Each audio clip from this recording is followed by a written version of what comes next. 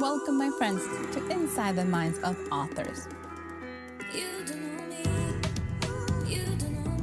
I'm DC Gomez, and I'm thrilled you're joining me today for a fun conversation with a passionate author. We're kicking off the program, like it's our tradition, with a short reading from the feature book.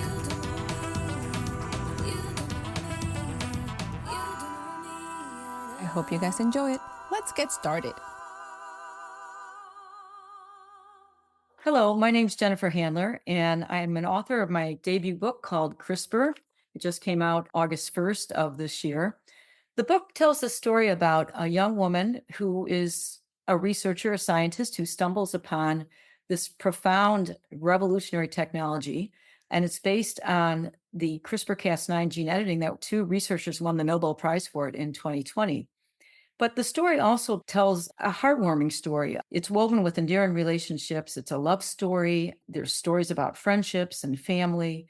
And so it not only talks about revolutionary advancements in science, like gene editing and embryonic stem cells, but also about heart-wrenching illness, early onset Alzheimer's, post-traumatic stress disease.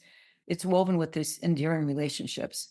I think it also has a cinematic appeal because the protagonist goes to some different areas in the United States and in the world that are really, I think, would appeal to readers because there's a lot of enriching culture in the different places that they go to.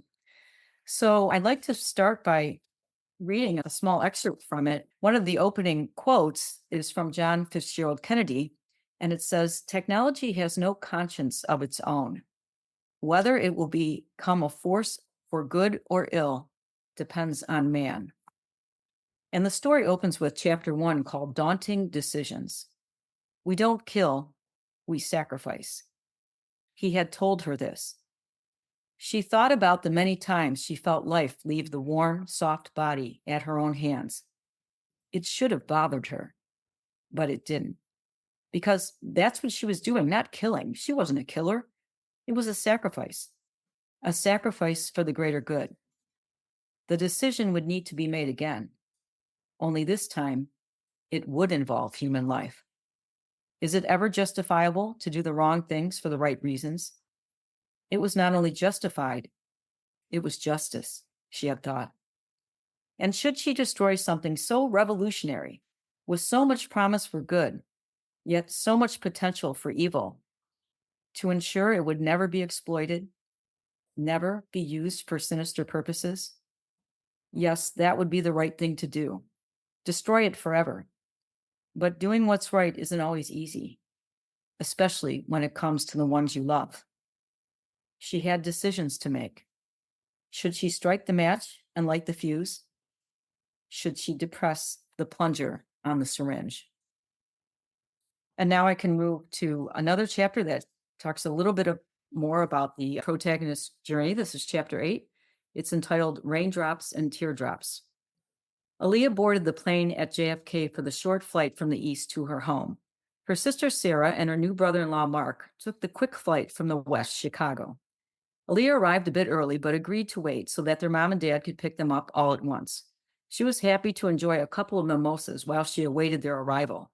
She still felt some trepidation, wondering if her parents had an ulterior reason for having them both home. The drinks worked their magic, taking the edge off. Aaliyah's delight spilled forth as she was reunited with her only sibling. The two were close, even closer now that they were older, and Aaliyah felt so very happy for Sarah. She had found her soulmate in Mark.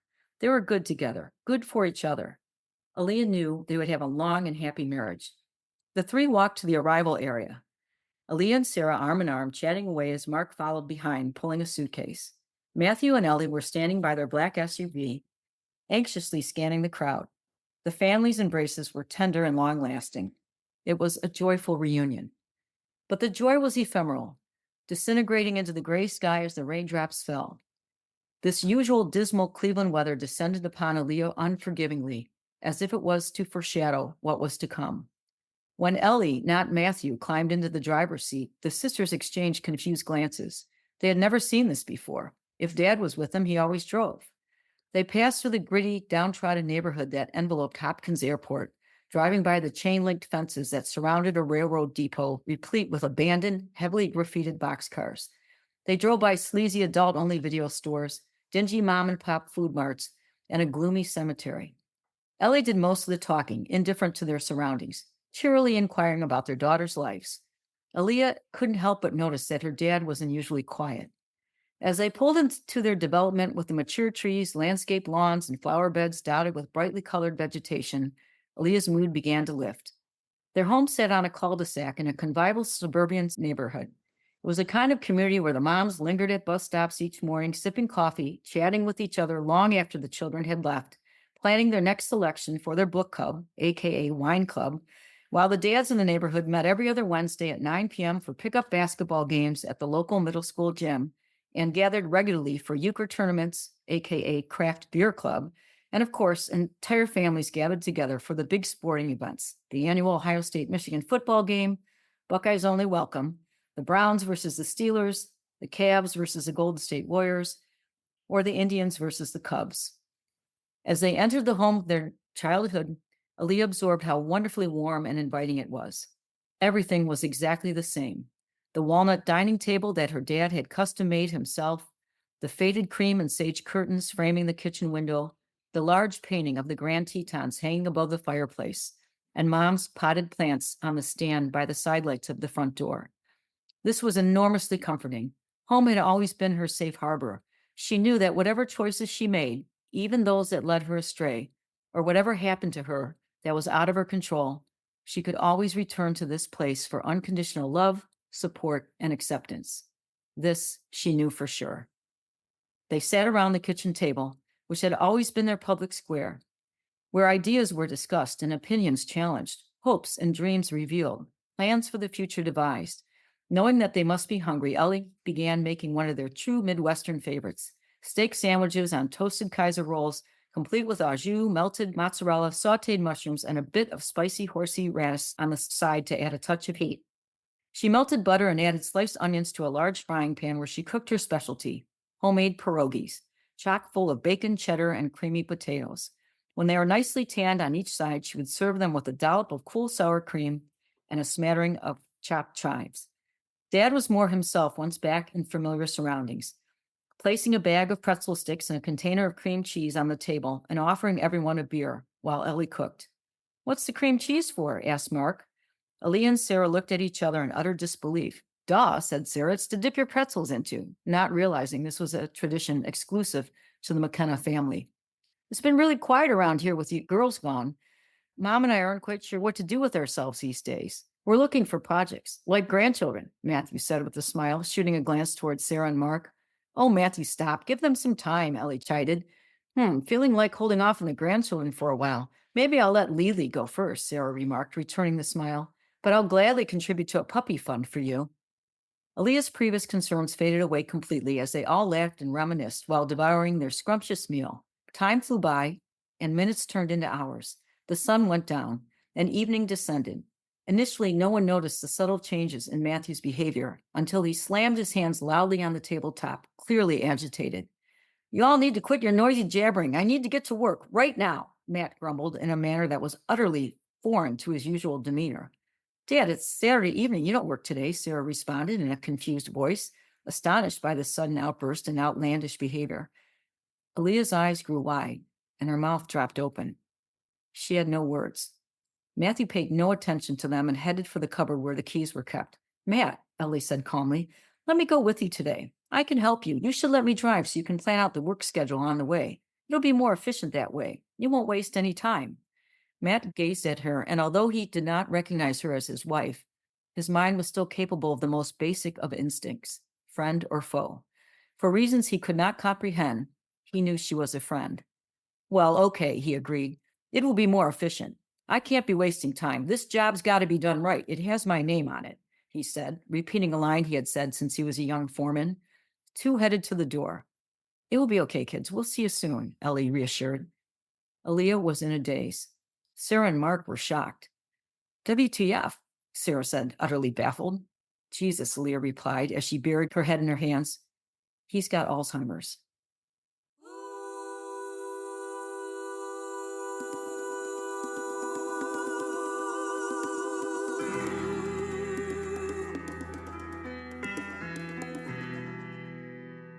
Hi, everyone, and welcome back to Inside the Minds of Authors. I'm so excited you guys are joining us today. We have a fabulous guest. We're going to jump in. If you're new to the show, subscribe. You do not want to miss a single episode. We have new authors every week for your listening engagement, so we can't wait for you guys to join us. And we're going to get started. Hello, Miss Jennifer. How are you today? I'm doing great. Thanks, TC. It's so great to be on. I'm so excited you're here. I have questions about this book. We got family drama, we got medical research, we got all these pieces. What is it about and where did this idea come from? Tell us. Well, I'm a college professor and I teach a lot of pre-med students at a college in the Midwest, Case Western Reserve. When CRISPR-Cas9 gene editing won the Nobel Prize, I think all of us in the field were just so excited because we saw right away that it had so much promise for curing and treating human disease.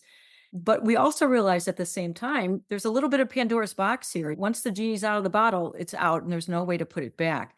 So now that the human genome is completely sequenced, it's possible that you could edit genes, for blonde hair, blue eyes, or maybe strength or power or things like that. I mean, there's a lot of traits are multigenic, so it's a little bit harder. But even Vladimir Putin was quoted by saying at one point, could we use this to make super soldiers that are not going to be susceptible to pain or to be stronger or things like that?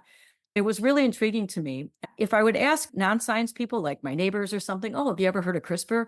They'd be like, no.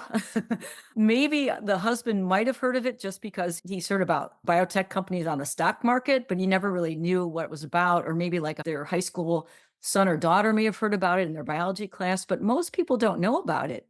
And I guess I just thought, if there's something important that you want to learn about it, what a better way than through a story? I mean, stories really build bridges for connection and understanding. And if I can tell this in a story, people can learn a little bit about it. And it's so important to know because maybe you or a loved one would need this technology at some point, might want to get into a research trial or something for some illness that you have. It's important to make informed decisions when you're voting and to know about this. So I just thought I'm going to craft a story around this and hopefully slip in a little science on the way, like a good professor. I so agree with you. Books are a great way of opening doors and conversations. They make it so easier to handle without taking it personal. Like I don't have to be attacked. I don't have to have this side, but I can be informed. So I so appreciate it. So thank you. Tell us about the science in the book. What is the message you're bringing to us?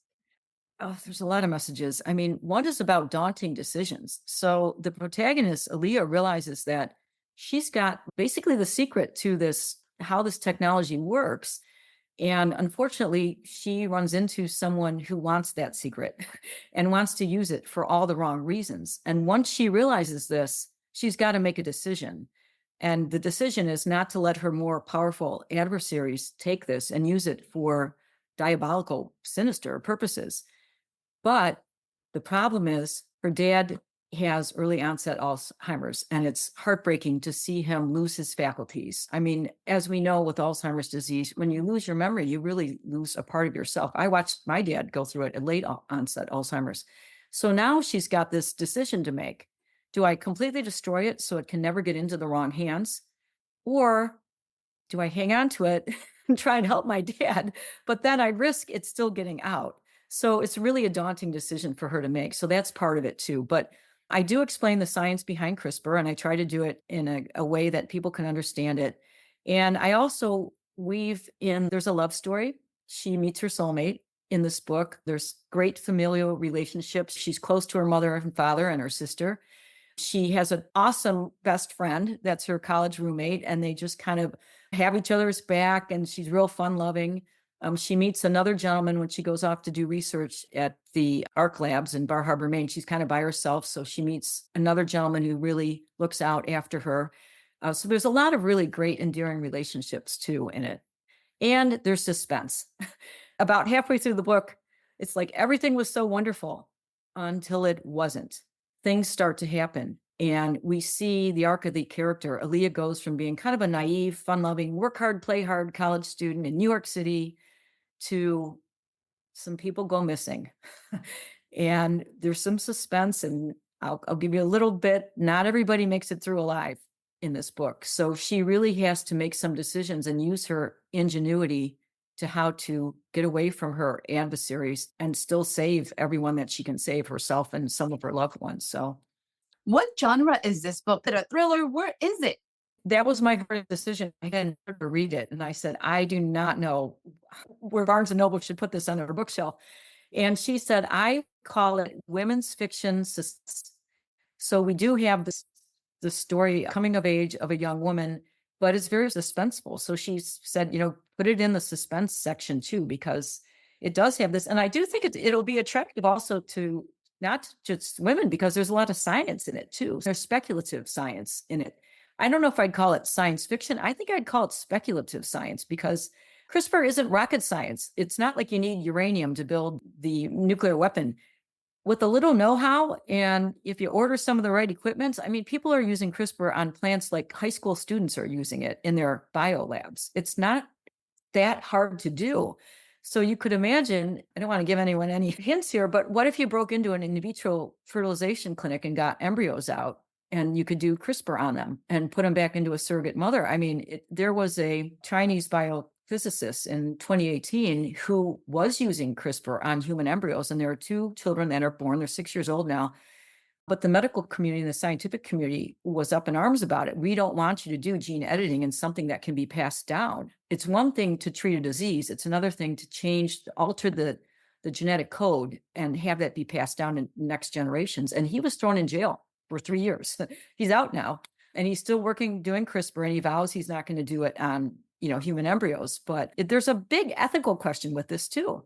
And some countries have different ethics than other countries. It's something that I think we all should know about and need to watch for. It's one of those conversations that we talked about technology and everything happening in AI. This is happening now. This is not 20, 30 years in the future. And I'm glad that you touched on the ethical conversation. Every single person is a different one. Everybody has a different ethics. Right. What is the ethics for your main character in this book, and how do they deal with these dilemmas? Because you put her in a situation and I'm like, ooh, I should pick between humanity or your father. I'm like, which one do you pick? I'm like, God, Miss Jennifer, really? That is really well stated. Pick between humanity or your father. That's kind of what she's down to.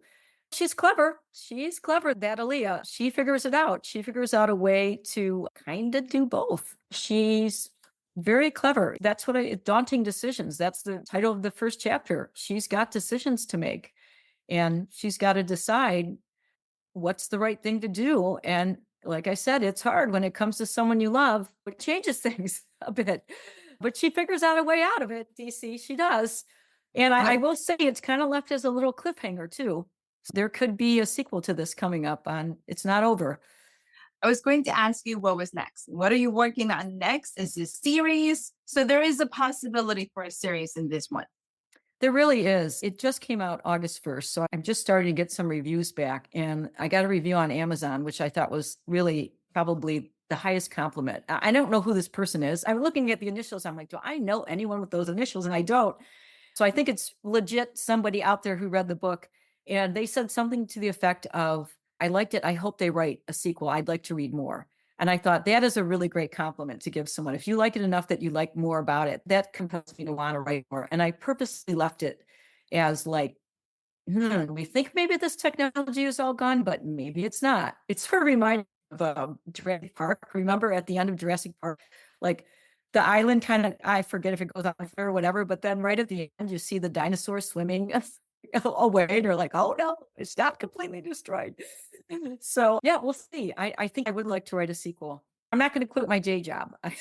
I'm a college professor and I teach and I love what I do, but it's a really fun ride to write this and to be so creative and to learn about just being an author and writing. And I made a lot of mistakes at the beginning, just newbie dumb stuff that I just didn't know. And then I got kind of smart and I started going to some writer conferences and learning the trade and learning from other people and rewriting, and hopefully got better at it. So tell me, how long did it take you to put this project together, and how much research did you do for it? Well, overall, gosh, it was probably about 7 years, because you're thinking it's 2024 now and the Nobel Prize was 2020, but it really hit the news around 2017, 2018. So I kind of started it right at the get-go. I was so excited. And I thought, oh, I got to get this out. I got to get this out because it's so new. But then, life happens and things take longer. And like I said, it took me a while to revise and learn the trade. So it was about 7 years altogether. But I'm kind of glad that it's coming out now because now we're actually seeing CRISPR working. So I don't know if you're aware, there's a FDA approved treatment Mm. for sickle cell anemia, and it's showing great promise for that. There's research being done. It's called the Brilliance Trials for a type of congenital blindness. And it's so exciting because I was thinking about, like, of course, we have ways to treat visual issues, right? People wear glasses, you can get LASIX. But I don't know that I've ever heard of someone actually restoring sight to someone. Mhm. And in this Brilliance trial, they have these children that were born with, it's called LCA, and they're using CRISPR to inject into the subretinal space in their eyes, and they're actually giving their vision back, which I think is tremendous.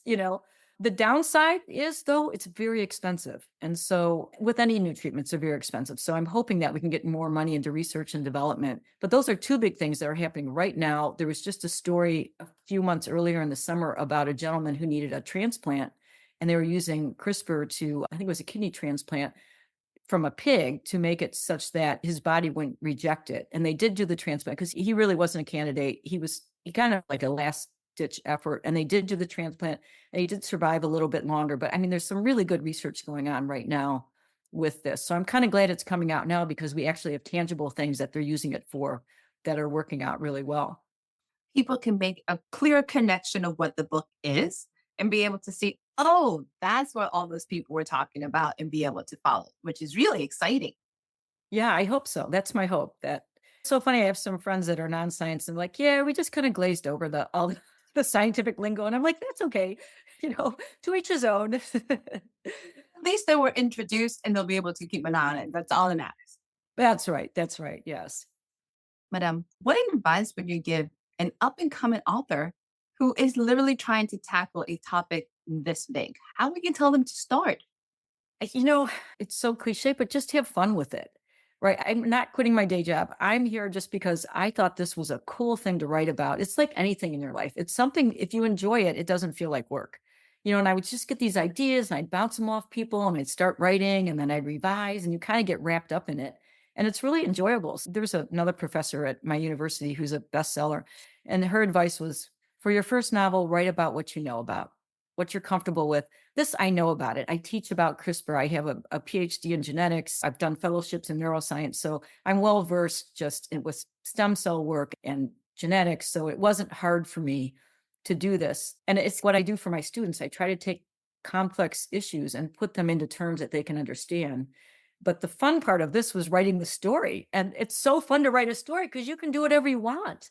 You can make the characters like really good looking and living in New York City and going off to Paris. It's like such a fun thing. And you can make the creepy guy really creepy, if you want to, the bad guy. So it's such a fun ride. I would encourage anyone who just thinks that this is something they like to do. People like different things. Some people like to golf. If this is what you like and you're a reader and you like to bounce ideas off people, just sit down and start writing. Just start writing. There's always time for revision and for people to give you feedback. And yeah, I just follow your heart. Really one of the coolest advice I've heard because it's such an open and refreshing way of looking at it. Have fun and enjoy it because sometimes we make this so painfully difficult that I'm like, yes, I love it. And So, you Miss gotta have Jennifer, a thick skin, right? Like, know that not everyone's probably gonna like it. I mean, people like different things. I say that all the time. I'm like, some people might like this book, some people might be like, ah. I mean, I think one of the biggest things I learned when I joined a book club or a neighborhood book club, someone would pick a book. And sometimes I would be like, wow, I would never have picked that book. But then I read it and I'm like, I love it. And then the person next to me would be like, oh, I hated it. I can hardly get through it. It's just everyone has personal preference. Don't take it seriously. If you like it, just put yourself out there. Some people may love it, some people may not. it's a great way of looking at it. So, Miss Jennifer, tell us, where can our listeners find you? Where they can learn more about the book? Do you have a website? Tell us. I do. I have jenniferhandler.com is my website. And the website, you can click on Amazon, Barnes and Noble, or the book. I also am on TikTok as Jennifer Handler, like /author, and Instagram. Handler Jen is Instagram. So it's HAND like handler. And what I've been doing with the TikTok and Instagram is I'll make a video and it automatically flips into Instagram, but I talk about like updating things. So what I just talked to you about sickle cell, I'll do a little 2-minute video explaining exactly as much as I can to to non-science people, like this is what these clever scientists, this is how they're using it for sickle cell, and this is how they're helping. I did one on the blindness, the brilliance trials. This is what they've done, and this is how they've done it.